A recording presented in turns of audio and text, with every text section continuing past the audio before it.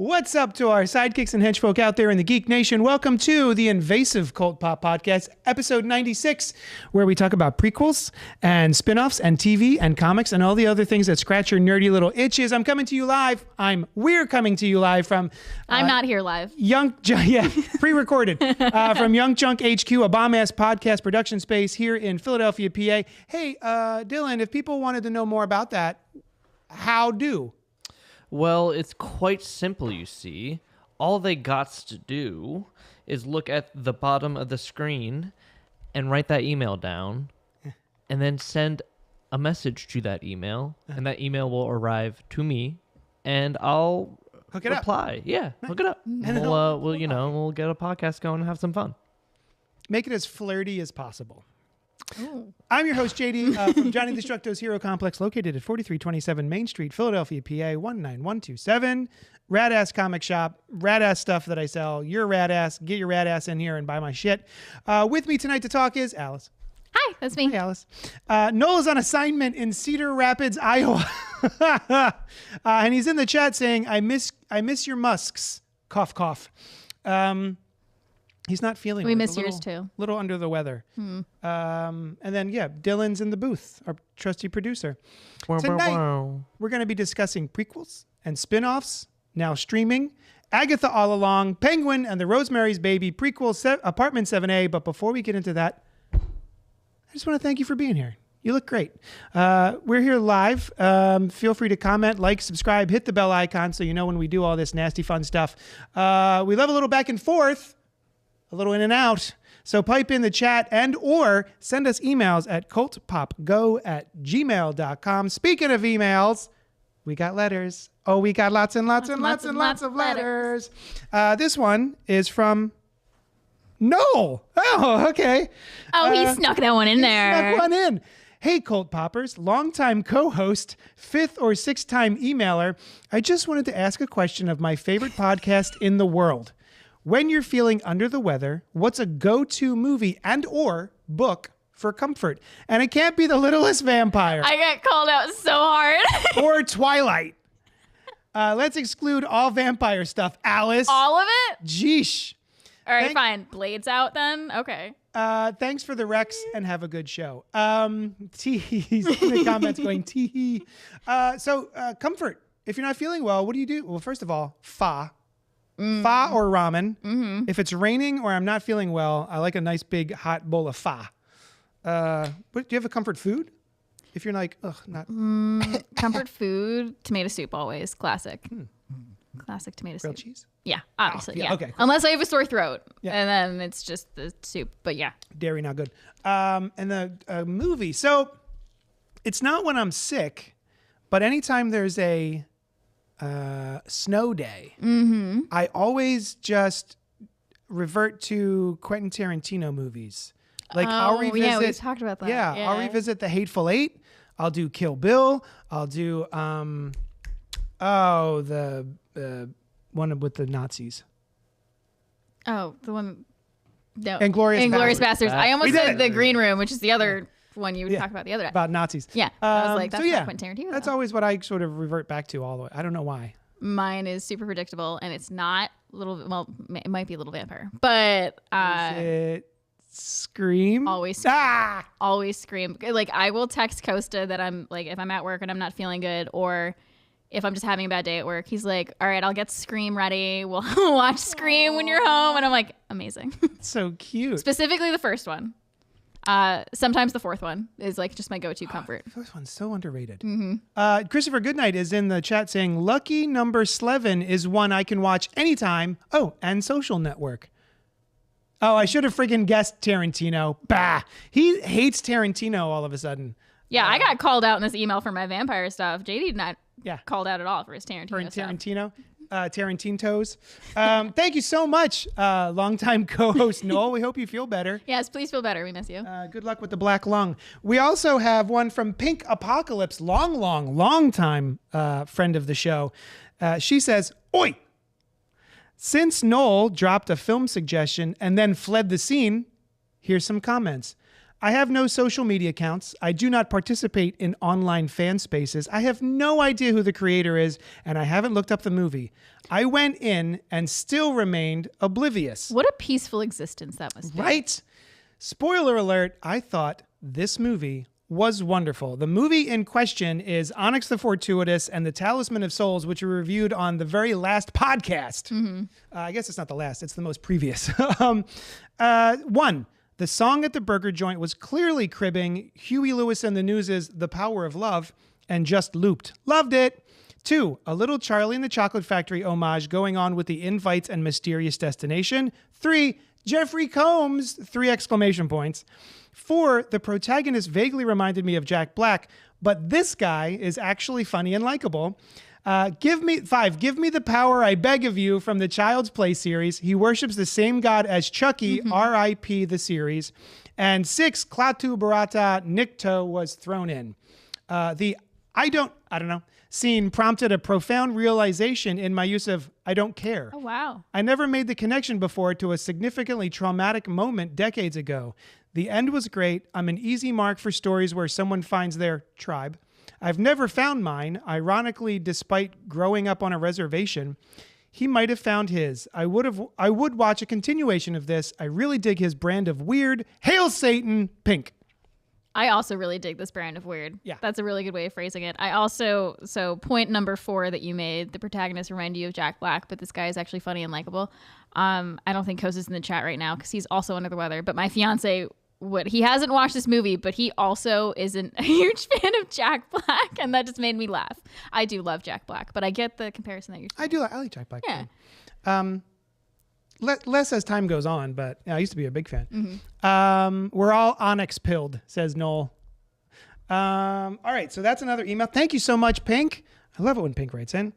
And this one's from Chris Ain't Saucy. Good night. Harley debuted in 92, but her origin as Harleen wasn't released until 94, which is around the same time Batman Forever was being written and filmed. As I sat in the theater last Saturday watching it for Batman Day, I wondered, would we have gotten more of the blonde bombshell psychologist with a fetish for bad boys if Mad Love hadn't come out in 94? Also, Edward Nygma and Elon Musk would have been besties. That's true. Yep. So Harley debuted in 92 and then 94. Mad Love. I know that was a graphic novel. Was that also the name of the episode that she was in? Costa's in there. Jack Black thigh. Sam dislikes Jack Black as well. Noel, chime in with Mad Love. Would we have gotten more of the blonde bombshell psychologist with a fetish for bad boys if Mad Love hadn't come out in 94? Because Harley Quinn, the character, was in 92 in the animated series. Yeah. I know that with the Joker. And I think she was supposed to just be like a one-off character, but people really liked her, so she stuck around. Like Spike. Like Buffy. Yeah. But then, her backstory as Harleen wasn't until 94. But yeah, I wonder if... That's neat. I didn't know that. Honestly, I don't think I paid that much attention to Harley. I still don't. I like Harley. She's fine. And I like Margot Robbie as her. Yeah. She's awesome. And if you like Harley and you haven't read it yet, there is a Black Label book that came out about within the last 5 years called Harleen. But I want to say by Stefan Sejic. Very good graphic novel. Ooh, It was like a 3-issue series that they put together in a nice little... I don't think so. Chase Meridian didn't have a large enough following to take off. Oh, I see. Oh, the blonde bombshell psychologist with a fetish for bad boys. I didn't even make the connection to Chase Meridian. Ugh, I'm so dumb. I thought he was talking about a different version of Harley. Like Harley became a different character after her origin was revealed or something. Oh, that's my bad. Okay. Okay. Yeah, okay. Played by, what was her name? She was married to Tom Cruise. Nicole Kidman. Nicole Kidman. Nicole Kidman, yeah. I don't think it's an issue of one replacing the other so much as one hit better than the other. Yeah. Harleen just hit different. So thank you so much, Christopher St. Saucy. Good night. Them's the emails. Now comes the section of the show where I like to ask my friend Alice what has been popping this week. Hey, Alice. Hey. What's been popping this week? This week, I decided to watch one of the most recent Ryan Murphy shows. I started watching Glee. No. I was about to ask who Ryan Murphy is. Thank you. Oh, yeah. He's American Horror Story is the other one. Oh, wait. American Horror Story and Glee? Yeah. That's one of my favorite facts to share about people that don't know that. Yeah. I had no idea. Same dude. Weird. Okay, Same cool. dude. So I've watched American Horror Story. I haven't watched all of the American Horror Stories. I dropped off at 1984. That was the last one I watched. And it just wasn't doing it for me anymore. So I just wasn't my cup of tea. But then I kept getting ads for Grotesquerie. And this really seemed like my cup of tea. Like detective, investigating heinous crimes, seemed personal to her in some way. So she gets really too personally, emotionally involved in it. So I watched the first 2 episodes that were out. I think a third one just came out today. First 2 episodes, absolutely banger. I am hooked. It has remnants of Seven. Okay. A little bit of Hannibal in there. Like it's good. So far it's good. The thing with some of the American Horror Story shows, the ones that I even enjoyed very much, he really hooked me in the beginning. Mm-hmm. So I'd be like so obsessed in the beginning, and then I'd always not really enjoy the ends of the shows. Like might have just been a personal thing for me. So I'm still a little skeptical. I'm gonna keep watching for sure. I'm hooked again. I don't know if this is just in the Ryan Murphy pattern for me, but I'm really enjoying this. I'm looking on the IMDb as she's talking, and the main actress, I don't know how to say her name. Niecy Nash. Niecy Nash. Mm-hmm. I was like, she looks so familiar. She's from Reno 911. Mm-hmm. I can't believe that's her. Yeah. That's awesome. And she is so good in this role. She's so good. And Courtney B. Vance. He's awesome too. Yep. He hasn't shown up yet, but every podcast that I listen to that recommends this show to me and has an ad for it will not stop talking about how Travis Kelce's in this show. Oh, okay. Football player / Taylor Swift's boyfriend. Oh, okay. So he, at least in the 2 episodes I watched, haven't seen him yet, haven't met his character yet, but. So is it funny at all, or is it just straight drama? It's straight drama. There's a couple of like dark humor jokes, but it's not. Ryan Murphy's horror. He's a horror dude. I don't know where Glee came from. Okay. He did Glee. I don't know where that came from. I don't know where he made the jump. I think he did Glee first, if I'm remembering, because that was like when I was in high school. American Horror Story was when I was in college. And now he does all those. He did the Dahmer show. I didn't watch that. I'm not going to. He does the one that's also out now, Monsters, about the Menendez brothers. Yep. Don't care. No.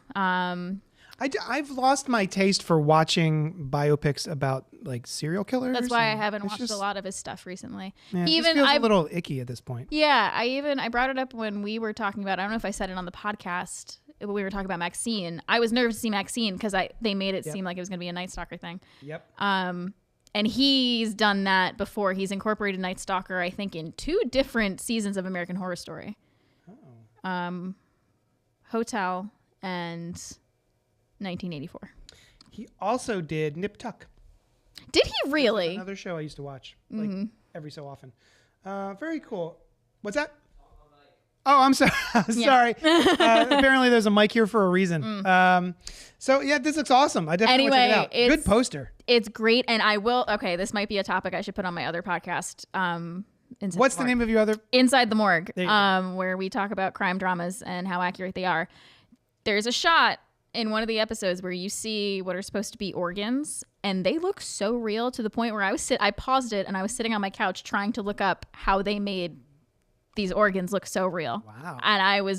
And that's one of my complaints in a lot of like CSI shows. I'm like, that looks so fake. That's not what a stomach looks like. And this, I was like, holy shit. Wow. I paused. I texted Jess, my fellow autopsy tech and co-host of Inside the Morgue, and I was like, you have to watch the show and tell me what you think of this one scene with these organs. And she texted me back. She's like, that's good. They did good. Nice. Yeah. Sounds like a whole nother episode. Yeah, I know. Let's see. Batman Forever. He did do Scream Queens. That's right. Yes. I forgot about Scream Queens. Ryan Murphy also did Nip Tuck. Oh, yeah. And Popular. I got a. Oh, no. Bye, Noel. He left. Bye, Noel. So, yeah, that sounds awesome. I'm going to check that out. Yes. And third episode's out now. I think they come out every Wednesday. It's FX or Hulu. I watched it on Hulu. For me, what's popping with you? I'll tell you what. I gotta get in my position. I wound up. My family went to sleep, and I just like you do the mindless boop, boop, boop, boop, boop. And there have been times, to be honest, that I have boop, boop, booped until I just went to sleep. Yeah. Like I don't actually pick anything, or I'll pick something, and by that time I get like 10 minutes into the movie, I'm like, never mind. Yeah. I'm going to bed. But this time I watched The Revenant. If Ghost is here, he's gonna be excited. Holy cats! I had heard about this, and I knew there was something about a bear and Leonardo DiCaprio, and this was awesome. I watched it over a 2-night period. It's a long one, right? It's a long, slow one, except for a couple of scenes. Except for the bear part. Whoa! So I have in my past, I was irrationally afraid of bears. I had an incident at a campground. Oh my God. And it traumatized me. And I've ever since, like, I haven't gone camping and been comfortable since. Like, I just feel like you're on the ground and you're wrapped up in a tent and you're a burrito. Like, you're just wrapped up for a bear to come eat your face. And so there was, I forget, The Edge. I think there was a movie called The Edge. Yes. And there was a bear attack in that. Is what one man has done, another can do. That's the line from The Edge, yeah. So, wow. Yeah. So I've been traumatized. This is the worst bear attack I've ever seen. It's horrendous. Yeah. I don't even know how they filmed it. Like, the CG is pretty rough, but like just how he's tossed around. I don't even know how they filmed that. But yeah, it is such a good movie. It is just gorgeous. There's just sprawling shots of the mountains and the snow, and it's just really, really good. I was really surprised at how good this movie was. Like, I know people like it, but I just came across it a little late. Inspired by true events. I did not know that. Yes. Yeah. For anyone who doesn't know, it's about a frontiersman on a fur trading expedition in the 1820s, fights for survival after being mauled by a bear and left for dead by members of his own hunting team. So, yeah. And the cast is stacked. Yeah. Leonardo DiCaprio, Tom Hardy. And Tom Hardy, sometimes he just disappears and I don't even know it's him until like I look it up and I'm like, no, that is Tom Hardy. Yeah. Holy shit. He disappeared in this role. I couldn't even tell it was him. Will Poulter, is that his name? Yep. Domhnall Gleeson. Domhnall Gleeson, yeah. Love him. Awesome. Yeah, a lot of folks in this movie. Really, really good. If you got an extra, it feels like it was like a 9-hour movie. Yeah. But it's a really good 9-hour movie. So yeah, highly recommend if you get a chance. Let's see. Costa loves The Revenant. Strange Darling is now streaming. You have no excuse for not covering it next week, except for the fact that Joker 2 comes out tomorrow. Well, you found our excuse. That's a pretty good excuse there. And Vicious Marshmallow says, "Oh shit, we live?" Yeah, we live. Last week it was pre-recorded. Oh, they caught us. Noel hates it when I point that out. So yeah, that's what was popping this week. Yeah, that's right. He's split. So yeah, that's what was popping this week. Let me know. Did you guys watch either of these, the television show Grotesquerie or The Revenant? Get in the chat and let me know what you guys thought of it. It was awesome. I kind of want to revisit it at some point. Yeah, I need to revisit it. I watched it when it came out in theaters. Coast and I went. But you were in a bad mood. Gotta call me out, man. Sorry. Yeah, I wasn't in the mood to watch. I need to revisit it with fresh eyes. I could appreciate it was beautiful and the acting was great. It just wasn't the movie I was in the mood to watch. We've all been there. Which is the same thing that happened to me when we watched The Lighthouse. And both of these films Costa absolutely adores. And I'm like, all right, he has good taste. I need to try this again. Yeah. So what was mine? I'm going to. I made that decision once. I rented 2 movies at the same time. I rented Striking Distance, starring Bruce Willis, and what was it? Goldmember. Austin Powers. Austin Powers 1. And I put in Austin Powers 1. I got about 10 minutes in. I'm like, this is the dumbest shit I've ever seen. I hate this movie. I'm going to watch Striking Distance. And then I revisited it again, like, I don't know, 6 months later. And I was like, holy shit, this movie's amazing. Yeah. I was just in a shitty mood and I wasn't in the headspace for it. Yeah, before anybody comes for me for not liking this movie, I was in a bad mood. I recognized it was a me problem. It's okay if you hate the movie. I don't. And you hate everyone who likes the movie. It's fine. We're fine with it. Don't need any internet hate. God. I will say I did make a SpongeBob joke during the movie that Costa didn't get. During The Revenant. Oh. Have you ever? I don't know a lot about SpongeBob. Before the internet comes for me, I don't know a lot about SpongeBob. There's an episode where there's a sea bear, and the defense for a sea bear is to draw a circle on the ground and sit in the circle. But Squidward keeps getting attacked, and so they're like, "That's an oval. It has to be a circle." So I whispered that to Costa mid bear attack scene, and he's like, "What are you saying?" And I'm like, "God damn it! This is a My very jokes important aren't scene." even funny."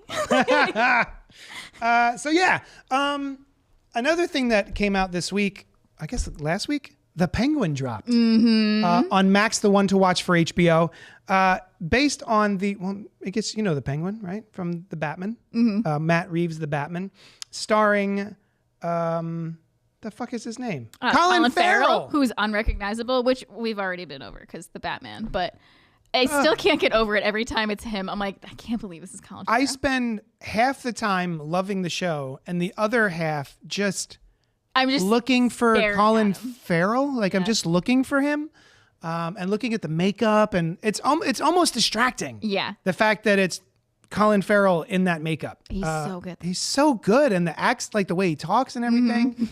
It's like all these goils. These goils. Yeah, it's you don't know nothing. It's a little over the top. It's great though. Yeah. It's what it's a little scene chewy. Can you do an impression of Boston Powers? Do an Austin Powers impression with a Boston accent. It's fun. Boston Powers. How do they caw? Hey, go get they don't have R's. Go get in the car. Go get in the car. Khakis. Behave. I don't know how they would say it. Behave, Boston Powers. We watched the first episode. I watched the first 1.5, and you watched the first 2. You're ahead of me. What did you think?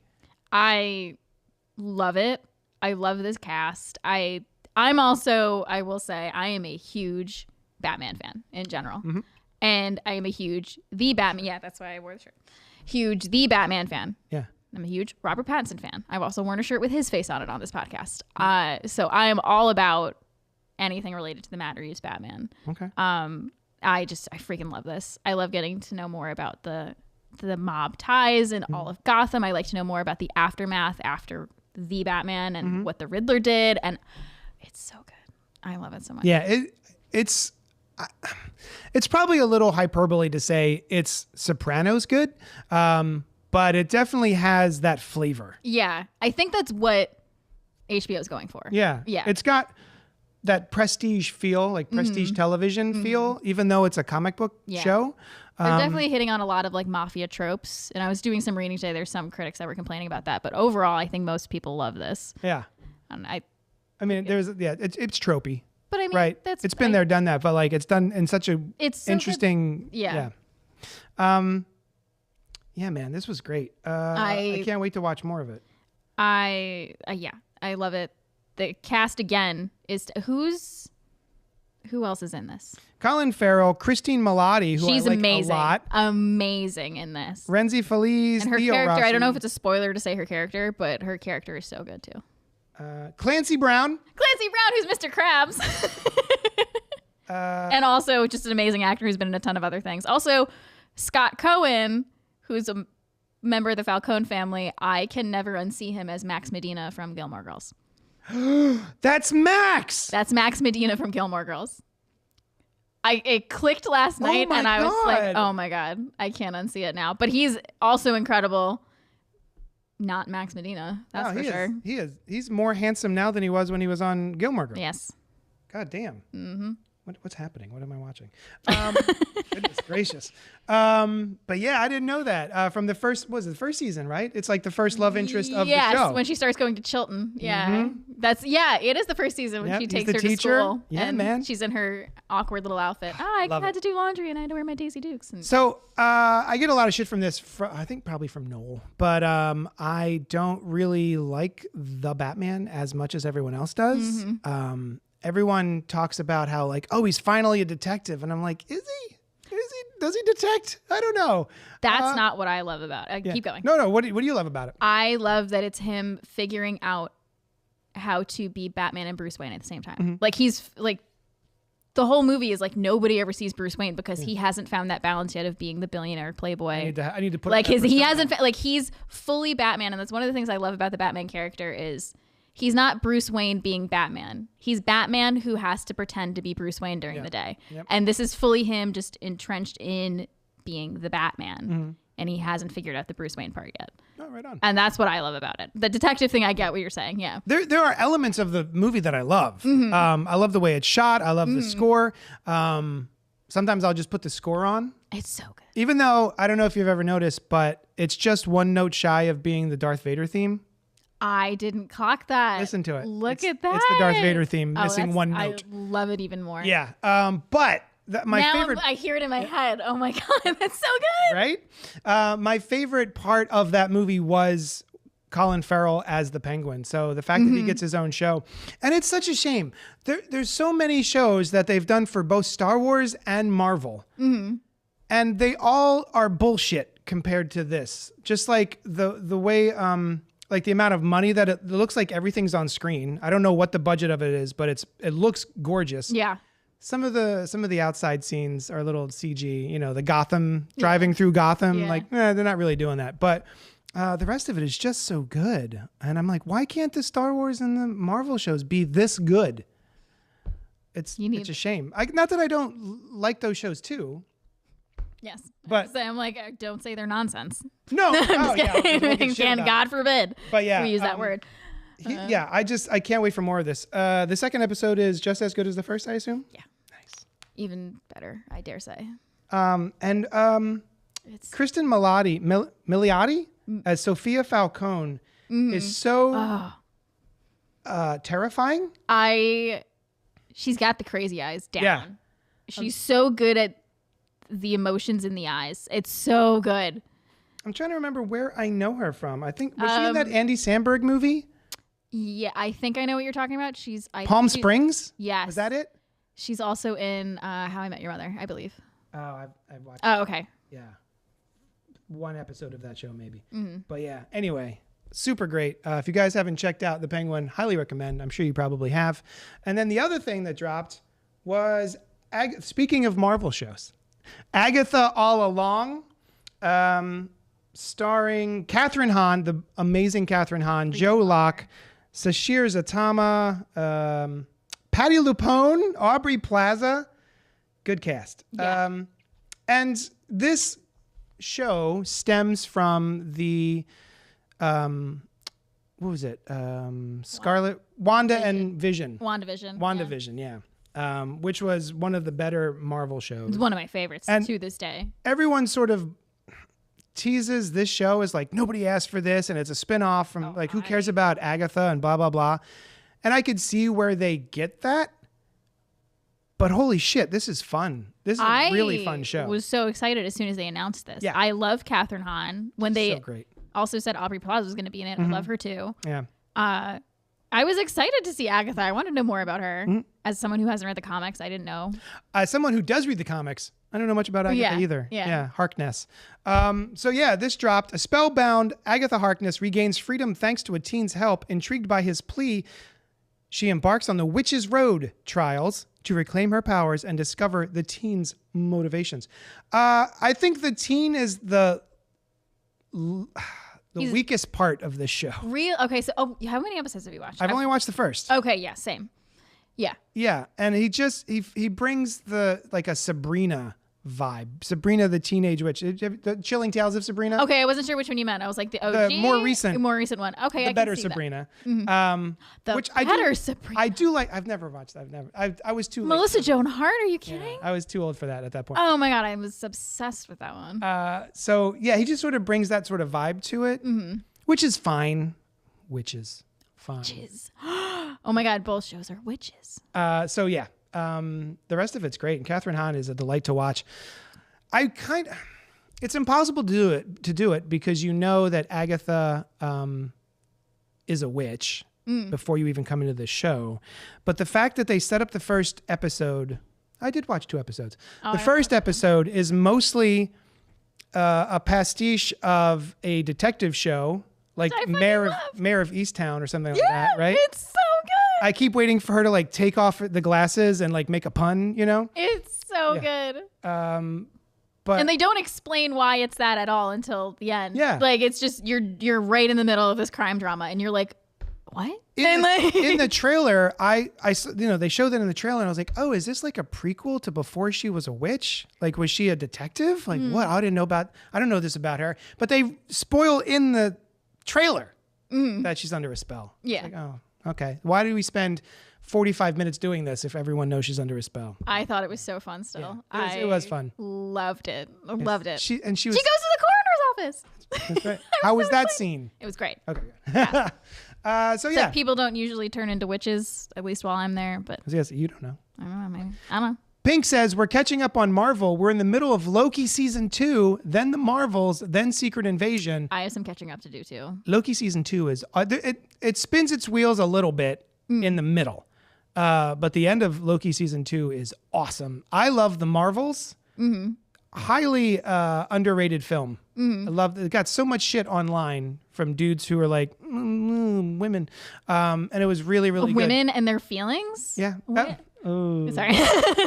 She got a comment from a jerk on a short. Yeah, we don't have to address it. I Was funny. literally avoid trailers now. I try to too. Yeah. Pink. So yeah, Penguin is better than Agatha, but very different vibes. So it's kind of hard to compare them. But they're both a lot of fun, and I look forward to both of them. I recommend both of them. Yeah. I'm gonna keep watching both of them. What else? What else we got? Let's see. Is it our main topic time? It's main topic time.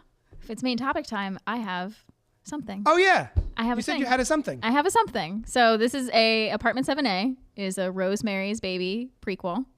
Spoiler And- alert. Sorry. On Paramount Plus, directed by Natalie Erica James, starring Julia Garner, Diane Wiest. I pull out a Satan baby. And I brought the Antichrist. God. It's been surprisingly quiet down there. I have these pumpkin ales because it's also officially October. And Very it's, good pumpkin ales. it's Two Roads Brewery, Rosemary's Baby.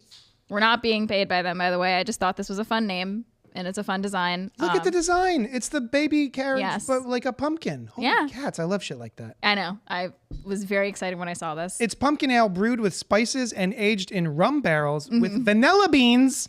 Those are my favorite beans. It is a kind of a strong beer, so Sometimes Might get a I'll little just make funny. chili with vanilla beans. Shotgun 'em. and I gave Dylan one too. Cheers. Cheers. Doink. Cheers, Dylan. Cheers. That's not bad. I thought it was going to be an IPA, which I hate. I know. It's IPAs not are an the IPA. fucking worst. Yeah. You know what'll wash this down the best? What? The Antichrist? Twinkies, pumpkin spice Twinkies. It's a limited edition from Hostess. They're artificially flavored, just so you know. Oh, okay. These aren't made with real Twinkie. Oh, thank God. Yeah, there's no Twinks were harmed while making these. Dylan, did you get one? Oh, you already have one. Yeah, you threw them when I. All right. All right. So I like Twinkies, first of all. I Yeah. like Twinkies. Yeah. And I cheated. I already had one of these before the show. And I will say... Are we all trying at the same time? Or 1, 2, 3. don't chew right in the microphone. Creamy. That's pretty good. Little ASMR. Don't make Dylan listen to that. He took off his I headphones. just took my headphones off. That was Torturing him. gross. Confession time, says Pink. As a horror fan, I have never cared for Rosemary's Baby, even pre-internet. It has nothing to do with Polanski. It's bad, slow, boring cinematography, and the payoff isn't worth it.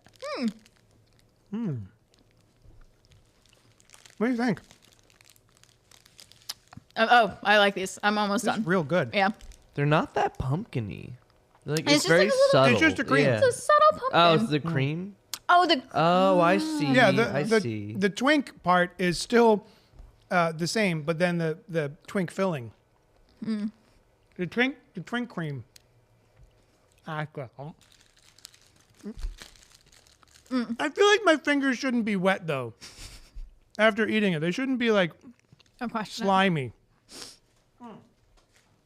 That's freaking good. Lovely.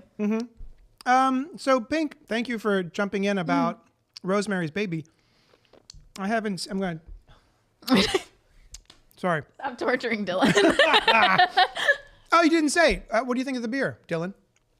It's good. I like it. Yeah, Nice. it's not bad. Enjoy. Out of the 2 drinks that we've taste tested on this podcast, That's right. this This is and the one. Beetlejuice soda, right? Yeah, this is one, and then Beetlejuice is second. So, Out of 2. Gotcha. Yes. Okay. So yeah. Also, good pun. Rosemary's. Isn't it? Damn. I had to. I love a pun. dumb. I love I it. enjoy Rosemary's Baby. We were talking about it tonight. I was like, I'm buying these. So, what is your experience? Let's kick it off. We're gonna give our broad feelings about Apartment 7A. We'll probably spoil Rosemary's Baby ahead of time, so fuck off. I haven't seen it since 1968. Yeah. Get out now. And then we'll let you know when we get into spoilers.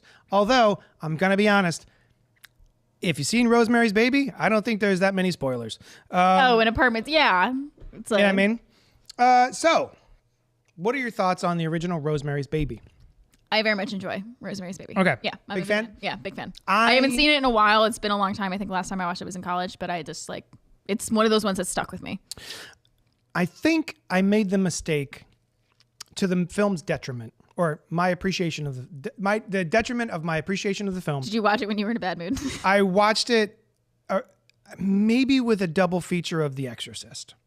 Oh. And for me, if you put most movies against The Exorcist, they pale in comparison. The Exorcist is to this day a scary film. Yeah. I did not find Rosemary's Baby to be a scary film. I barely think it's a horror movie. If it's, it seems more of maybe a thriller. Thriller. There's like just like a sense of dread and like something's going wrong, or like paranoia. Yeah. Yeah. Like I like all that about it, but it doesn't really feel like a horror movie. I know it's quantified as one, but I don't usually call it a horror movie.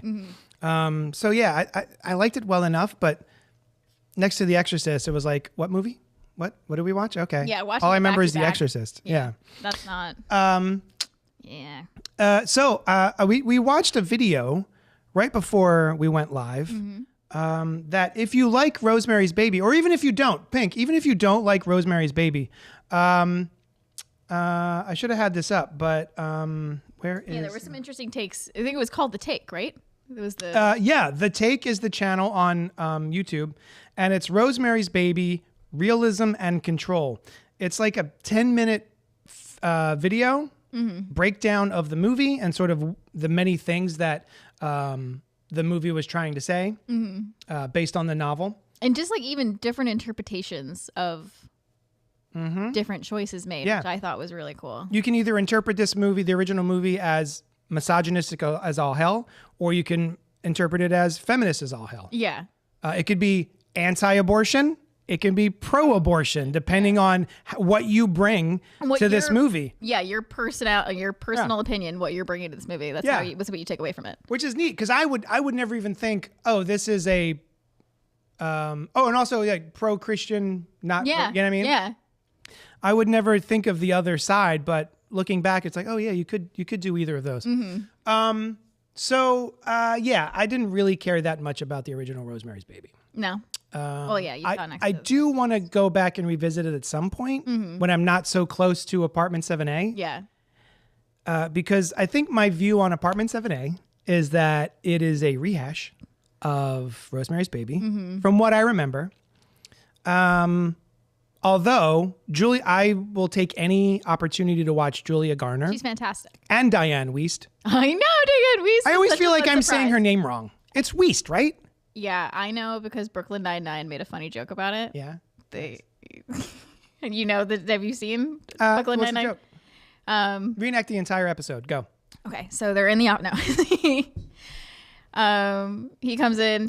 He asks Charles how his weekend was. Jake comes in and he's like, "Oh, I was sick," and he's like, I was watching a movie and I came down with a wicked Diane Wiest infection. And then the whole rest of the cold open is just them staring at each other for like a solid 30 seconds at least. I love that. And then he's like, get it? And then it cuts to the credits. Like That's a good cold open. It's one of their more famous That's cold opens. awesome. So that's how I know how to pronounce her name. Is from That's that legit episode of awesome. I Brooklyn love Nine-Nine. that. I also came down with a Diane Wiest infection. I want to say there was another reference to her, but I want to say it was Paul Rudd. And there's... did you ever see movie 52 or something? No. Movie 50? Oh, What was my that God. called? It keeps popping up on my TikTok though. Movie number. I forget. Yeah, I think it was 50. It has like it has 42. Jeremy Allen White. Hold in on, let me too, look when it he was up. Young and Movie That's a lot of people. It has like Hugh Jackman in it. try 48 for some reason. 43. 48? 41. 43. I'm betting on 43. Somebody help us wait, in the no. comments. Movie 43! 43. It took me 3 tries, but I got it. But yeah, insane cast for movie 43. Kind of a terrible movie. You may have seen clips online where it's got Hugh Jackman, but he's got balls on his... Oh my God, Neck. that's this movie? That's this movie. And he keeps like dipping it in his soup by accident.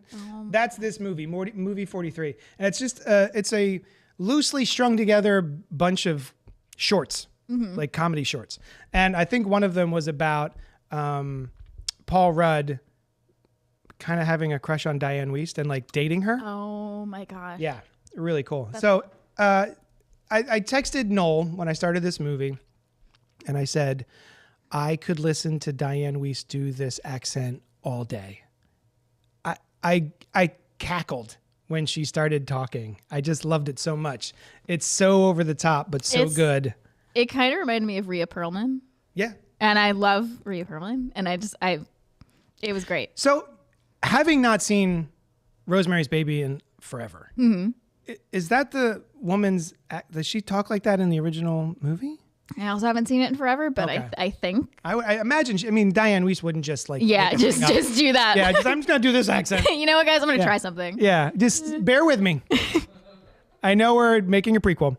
I don't know if this movie is necessary. It is fine if you're like, I would like to watch something similar to Rosemary's Baby. Here's the thing. There is a trilogy out right now of Satan Baby movies. We have talked about 2 of them already. This is the 3rd one. We talked about The First Omen, which was gnarly and awesome. I still have to see. Another prequel, a legacy sequel prequel? What would you call that? It's a prequel to a movie from... Lego prequel. A Lego prequel. That's what this is. This is a prequel from... That's what I'm saying. Dude, It's yeah, another like a this. prequel. Oh, yeah. But that one felt like it went even further. It added more. to the More. original. Okay. It gives you a I completely haven't seen different that one yet. experience than the first movie does. And you can, but that's what's so great about it. It's not just rehashing. The Thing. So first of all, John Carpenter's The Thing is already a remake, right? From The Thing from Another World. Very different movie. And then they do a prequel to The Thing called The Thing again, right? Starring, what's her name? I don't know. I haven't Ramona Flowers. Oh my God. Really? Mary Elizabeth Winstead. And that movie is just The Thing redone with different characters. It's almost the same film. And that's kind of how I feel about Apartment 7A. Okay. What did you think? Yeah, I can see. Yeah. I still enjoyed it. I think it's because I've been so far removed from Rosemary's Baby for a while. I haven't seen it in a while. Yeah. And I feel like I probably should have just rewatched Rosemary's Baby and I would have That's gotten the same vibe. like- But I do love the cast in this. Yeah. This was fun to see. And even though you know where it ends, it's, I don't know, I still had a good time watching it. And like, That's how long ago though that I did know how it ends since Rosemary shows up. I kind of forgot that we actually saw this character in Yeah. Rosemary's Baby. Julie Garner's character is Yeah. a character in Rosemary's Baby. I thought she was just like, oh, there was someone before Rosemary and this is how that went. I totally forgot that she was even, yeah. yeah. Terry G, something with a G that I can't pronounce. I'm sorry. I'm still on. I'm like, you're on still movie 43. This 43, is looking for not. the- Terry Gionoffrio. Gionoffrio, yeah. And I really do like with this film that it spends a lot of time with that character. Yes. you really get to know her and sort of what she wants as a person, and her kind of her struggles and everything she's going through with the rolled ankle. It's just As a awful. dancer is devastating. Yeah. And it's really a slow paced look at this woman who had that dream sort of shattered, but wasn't giving up on it. And then the way she gets, what's the word? Gaslit by Satanists. Yeah. And I can see how she would fall into that so easily. Yes. Because very typically cults, which this is, will prey on people who are at like a very low point in their life. And they literally pull her off the street. Yeah. While she's vomiting. Yeah. Yeah. And she just wakes up in their apartment. And then the night they're like, hey, we have this extra apartment. Why don't you take it? And I mean, she's going to because she needs a place. And it's, I did like that, getting a little more into, I mean, I haven't seen Rosemary's Baby in a while, like I just said, but finding out a little bit more of like how nefarious the Castevets were. Because like in Rosemary's Baby, Rosemary and Guy move into the building. Yeah. They literally pull her in off the street. Like they take her in, and it's not really kidnapping, I guess, because she agrees to move into the apartment and everything, but it's like they are manipulating her from the start. Like, were they looking for someone on the street? Did they just find her and they're like, she's the one? Like, I feel like it was happenstance. I don't think that it was like anything was she was out. purposeful, She was out front of the apartment. She was following somebody. Yeah. Right? Yeah. Actually, watching this movie, it reminded me kind of heavily at certain points about Speak No Evil, which is sort of, I don't know if the right word, a treatise on people not wanting to offend or being too polite. make their own boundaries. Yes. And so because she has taken this apartment from the Castevets, yeah. They can kind of come and go as they please, and she doesn't really say anything, and they keep pushing boundaries more and more and more. And it just it's that same sort of cringe. I think Noel called it cringe horror. Yeah. Where you're just like, oh, come on, just stand up for yourself. Yeah. And I think it's also, I'm trying to figure out how to phrase this. It is very similar to Rosemary's Baby, but I also think has a very important difference. Whereas Rosemary was a stay-at-home housewife moving with her husband. She had her husband there. This is a woman who moved out of state. She has no family. She has no one else to rely on. If she can't make it here, she has to move back to, was it Nebraska or Kansas? Sure. She doesn't want to move back there. And so like, she's fully under these people's thumbs. Yeah. And like it's a different scary aspect in Rosemary's Baby because her husband's part of the problem. Like he's a big, like your husband should be someone you can depend on, but he's also gaslighting her.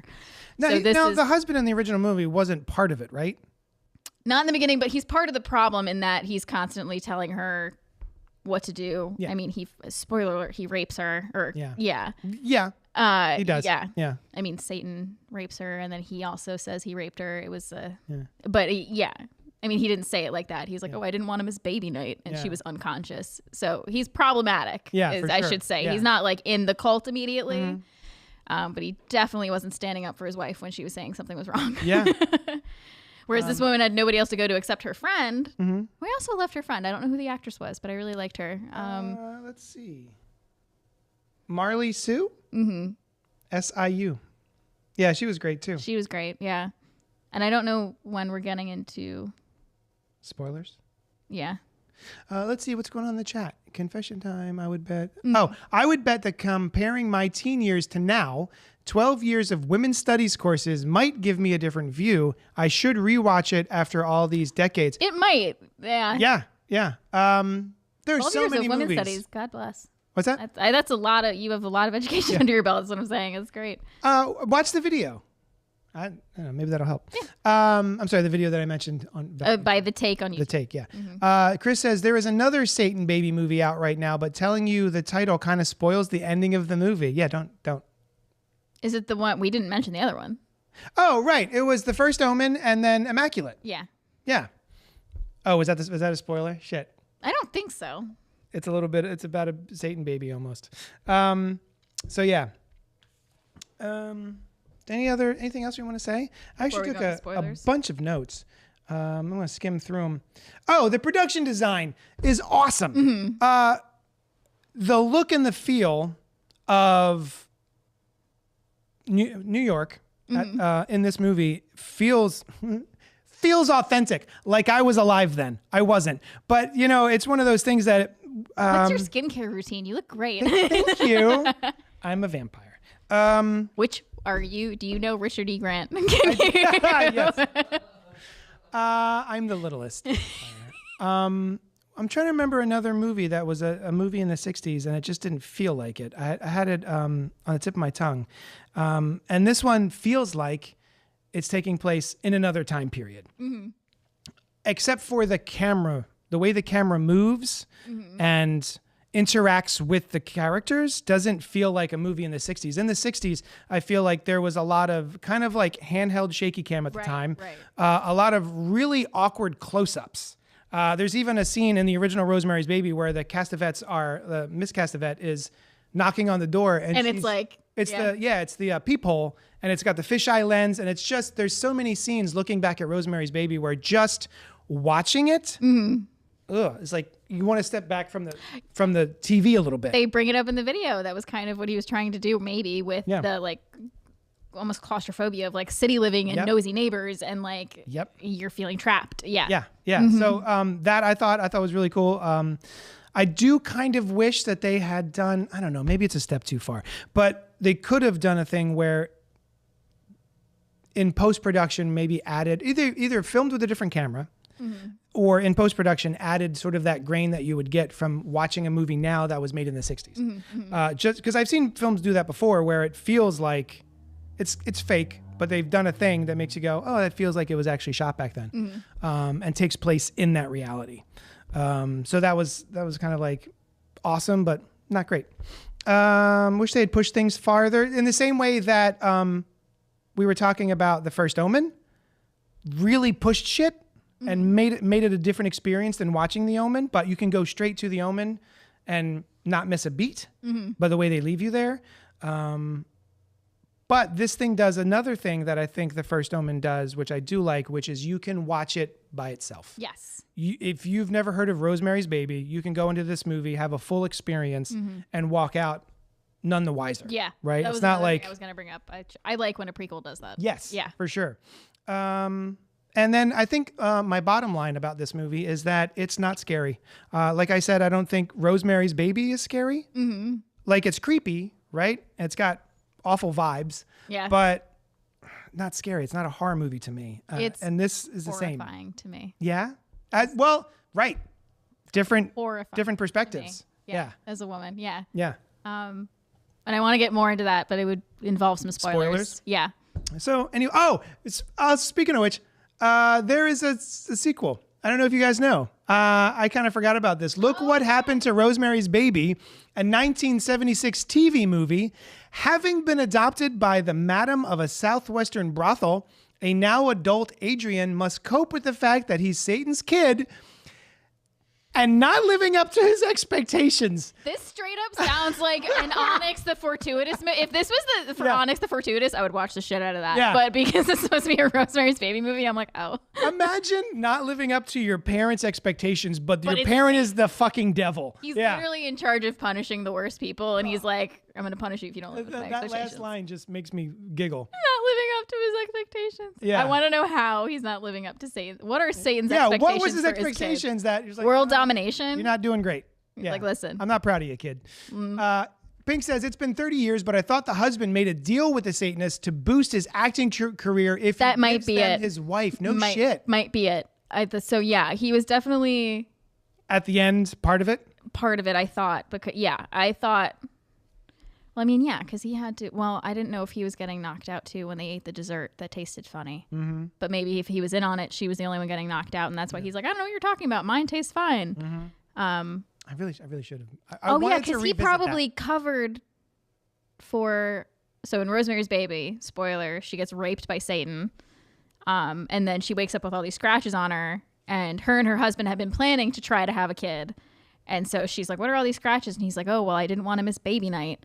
So was he covering for Satan, or did or did he really have? Did he really not remember? Yeah. I think Pink Apocalypse might be onto something.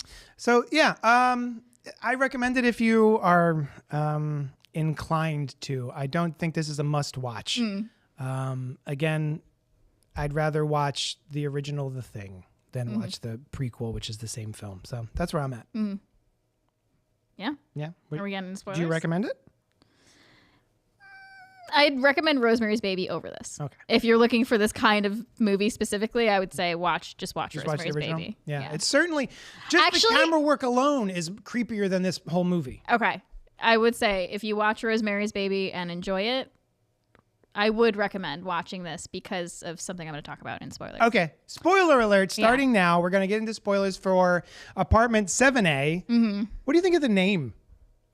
Apartment 7A. I thought it was interesting because until I looked it up, I didn't realize it was a Rosemary's Baby prequel. Right. I hadn't heard about this until you guys told me, like, hey, we're going to talk about Apartment 7A on the podcast. I'm like, oh, cool, new horror movie. And then I looked it up. I was like, oh, it's a Rosemary's Baby thing. Yeah. All right, cool. I knew that at one point, and then when I went to go look at our list of like what we're going to be doing this week, I was like, Apartment 7A, what even is that? I don't even know. And I looked it up, and I was like, oh, right. I think it should have been called Apartment 7A, a Rosemary's Baby Saga. Yeah. Yeah. A call back to Noel, and he's not even here. Covering and gaslighting, says Pink. Yeah. So the husband was coded on it. So spoiler alert for Apartment 7A, starting now. Go. Okay. So if I were to recommend a movie like this to anybody, I would definitely recommend Rosemary's Baby first. And then if they came to me and they're like, I loved that, I'd be like, okay, now watch 7A and let me know what you think. Because they are very similar. But the important difference, which I touched on earlier, is Rosemary is a married woman in the 60s, whereas Terry is a single woman in the 60s, and they both get unexpectedly pregnant. Yeah. Well, I guess Rosemary kind of. I know she was trying with her husband, but they're both raped. And unexpectedly they're both from the devil. Nobody expects that. And two things people don't expect. They're both the Spanish violated. Inquisition. Sorry. Yeah, Spanish Inquisition. And Devil Baby. And Devil Baby. So go ahead. They are both taken advantage of, and their consent is taken away. Yeah. And autonomy is taken away. But Terry had the added aspect of society expectations because, like, even though Rosemary was dealing with all of that stuff, like being pregnant, not knowing what's going on at home. Right. She's still a married woman in the 60s, pregnant. It's a normal thing. Yeah. Terry is a struggling dancer. Yep. She's trying to make a career for herself on her own in New York in the 60s. She doesn't have a husband or anybody to rely on. That's right. The person who she thinks impregnated her is basically her boss. And she's trying to get a secret abortion, like a back alley abortion in the 60s, which is another horrifying element to it. So I think it's a very similar, it's basically the same story, but very different women. So I think it adds a little bit to it. That's cool. Which I thought was another horrifying.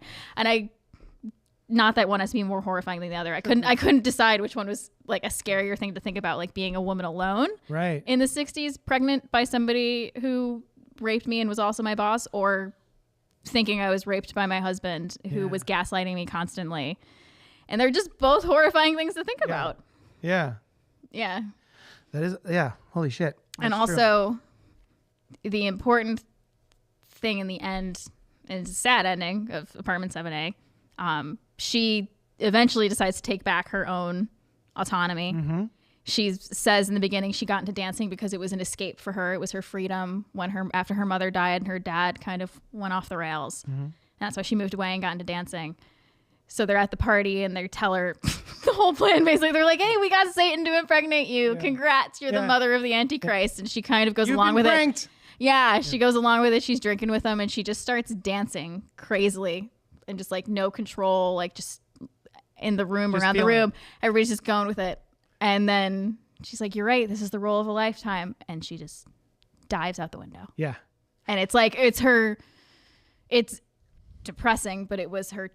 That's the choice. Like it was a choice as she had. Having been deprived of so many choices in her life. Yeah. At least recently. Yeah. Yeah. She decides to make one final choice. Yeah. I like that. And it feels like Rosemary, every time she tried to make a choice, it was constantly being taken away by a man. Yeah. by every man. Literally take it. Like at one point she's reading a book and the husband literally just takes the book away from her. And even everybody's like, you shouldn't be reading. Don't be reading, you woman.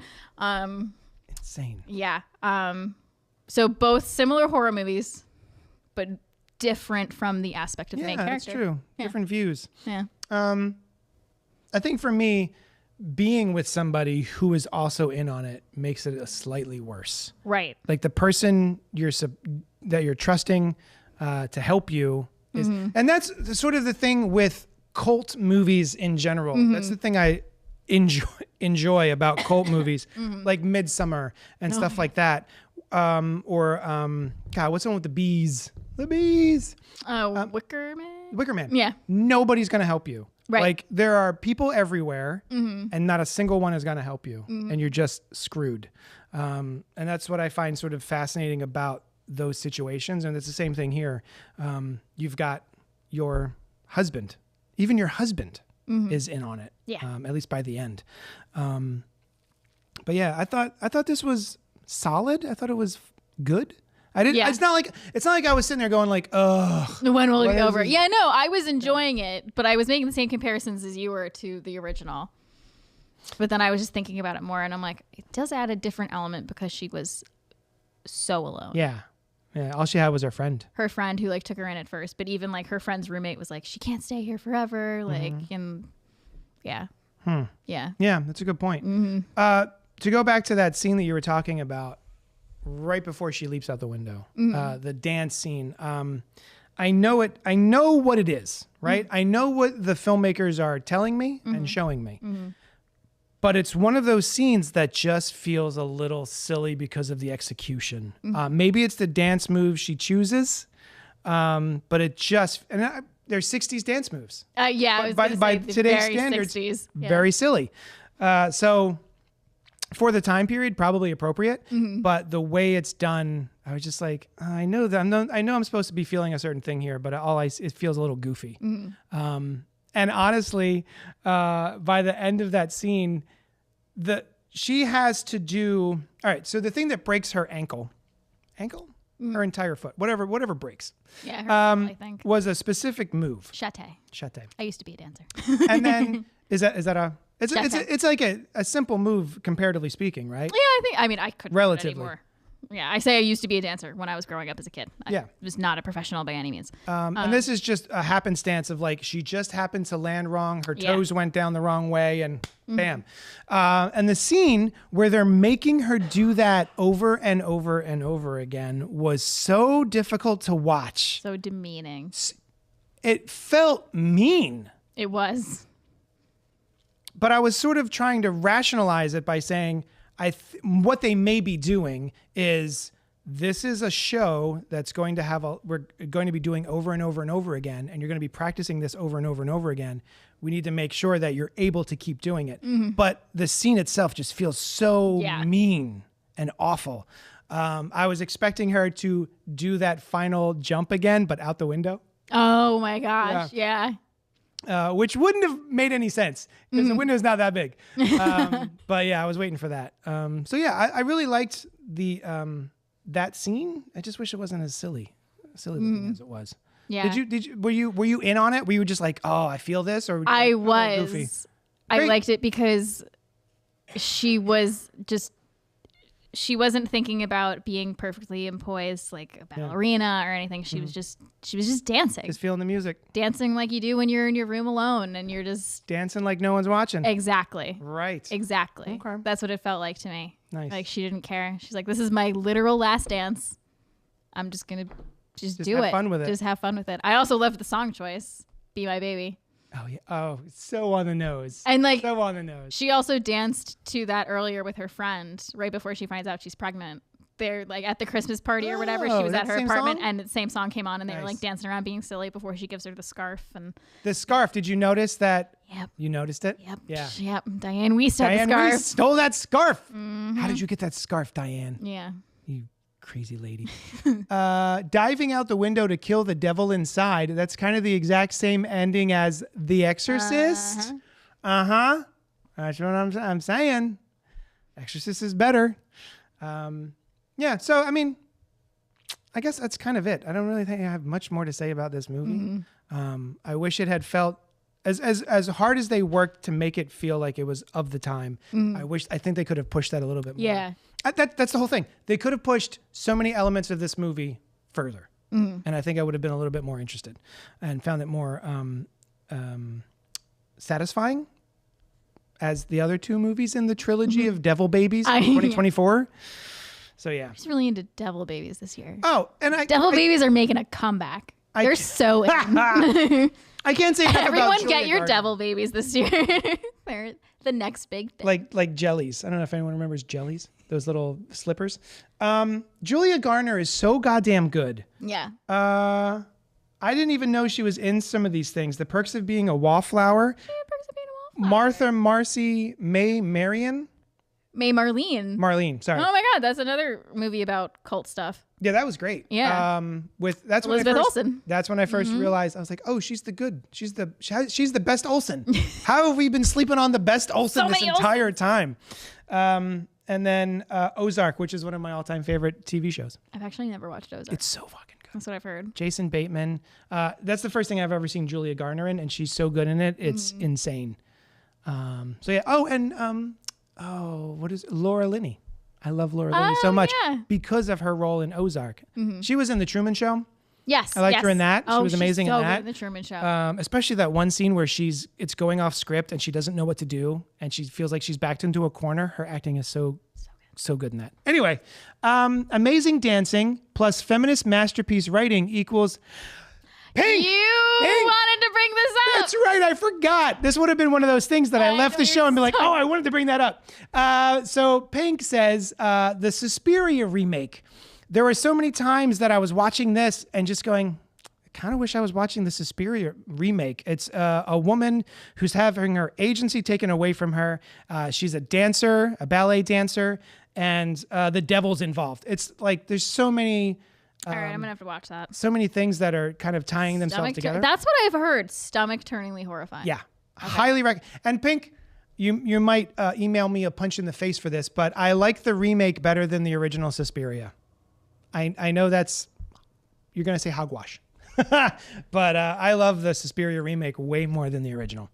Highly recommend. You should check that out. Yeah. You know what? Fuck it. Don't watch this movie. Go watch the Suspiria remake. It does the thing where it pushes. It pushes it further than the original did. And it's gorgeous. The colors in that movie are so gorgeous. Highly recommend the Suspiria remake. Anyway, that's what I have to say about this movie. Go watch a different movie. Pink agrees with you. Oh, same. Yay, Pink. High five. So anything else to say about this film, Apartment 7A? No, I don't think so. I think we covered everything. If you haven't tried Rosemary's Baby, and if you like all things pumpkin, this is delicious. It's very nice. It is 6.8% though, so if you're lightweight, be careful. I can taste the rum barrels and the vanilla beans. Thank you so much for hanging out with us, you guys. Let us know what you thought of any or all of the things we discussed on this episode. Do you remember? My brain is full of bees. Do you remember what we're talking about next week? No, I can check my phone real quick. Do it. I'll vamp. Hey, okay. Dylan. Oh, I have it up. Oh, Joker 2. Oh, Joker. Oh, yeah. Salem's Lot Joker / Joker 2 is what we have. I don't know if I'm really looking forward to the Salem's Lot. Yeah. Not so much the Joker. Dylan. Yeah. You forgot to talk about this. You brought it up before the show.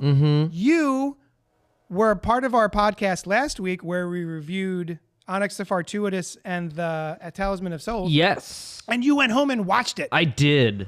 What did you think? I thought it was awesome. Yeah? Just so goofy, just so silly, just in on the joke kind of like what it is, and really well done. Yeah.